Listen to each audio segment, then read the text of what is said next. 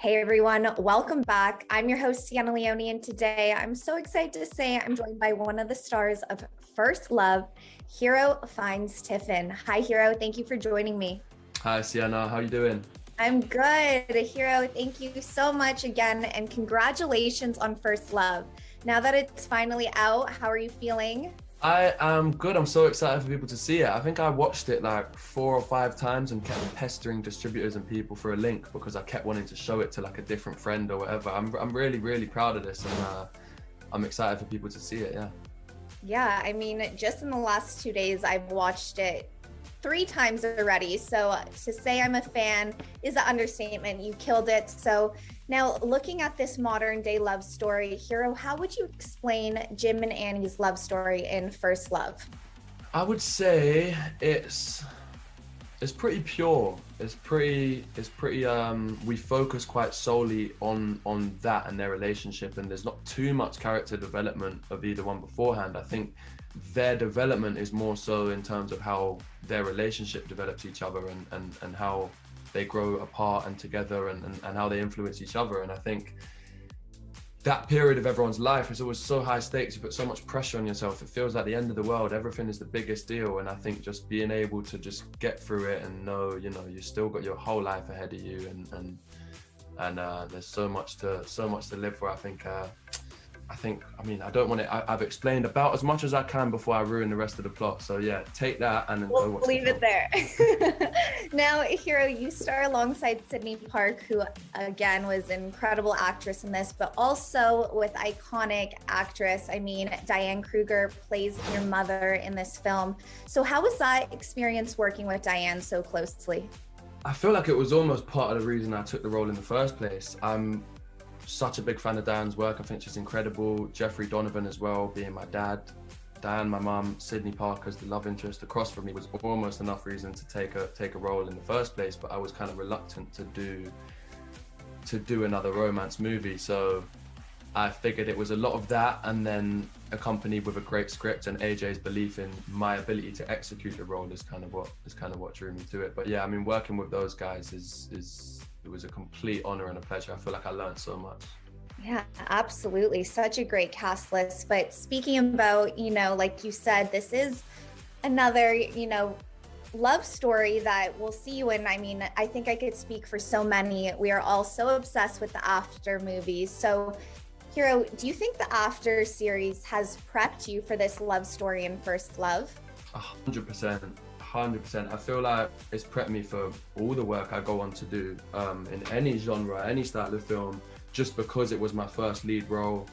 And, we did a bunch of them, and it was the first time I'd gone away from home on my own to work for a while. And I think just expanding your comfort zones. I feel like when I worked on After, the idea of being away from home for that long was uncomfortable. Doing the intimate scenes, carrying a whole kind of film on your back because you're the lead and being in almost every scene is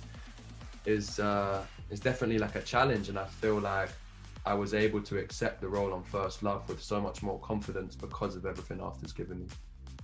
Absolutely. It's so beautifully said. So looking at Jim in this film, okay, Hero, would you handle any situations, differently than he did or similarly? How would you handle them? Yeah, I think I would handle them differently, but maybe not better. I think Jim is such admirable. He's so wise and level-headed, and I think it comes from having like a really good, solid upbringing. Maybe I'd do a better job of not looking so nervous when he walks into what feels like his first party ever. But other than that, I think he's ahead of me on everything. I think he's a really wise, level-headed, caring, smart guy.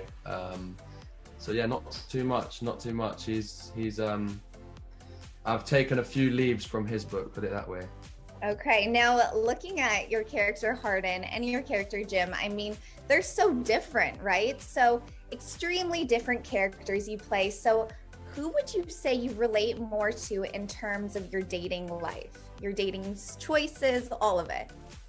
Oh, dating life has got a bit. I mean, yeah, it'd be pretty worrying if I said Hardin. He's a bit of a veteran, but yeah. But I'd say a little bit more towards Jim. But I do find myself relatively balanced. I do think the honest answer in terms of most aspects of what I'm like as a person to be quite in the middle, and I think that's says less about me and says more about them, because I really feel like they're at different ends of the spectrum of just what people are like. Right. And I feel like we could go into why that is, and they've had such different upbringings, and hopefully it's quite clear to see if Jim was raised like this, the effect and the outcome of what he's like is you know, why, and similarly X and Y with Hardin. And yeah, I feel like I sit somewhere comfortably in the middle. In the middle. Okay, I'll give you that. So Hero, looking at Jim and Sydney, I mean, we see they break up, they come back together, especially for a first love. And sometimes, you know, people with their first loves, that's their only loves at times. So what do you think about, you know, breaking up and coming back together? Do you think this is a healthy approach to a relationship?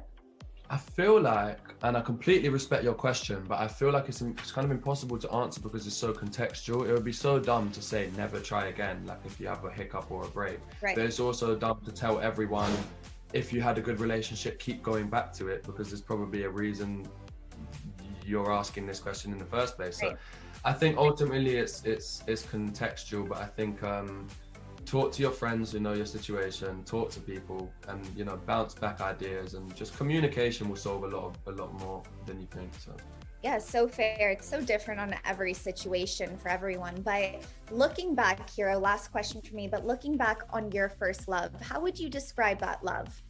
My first love was my dog. Well, second after my mum.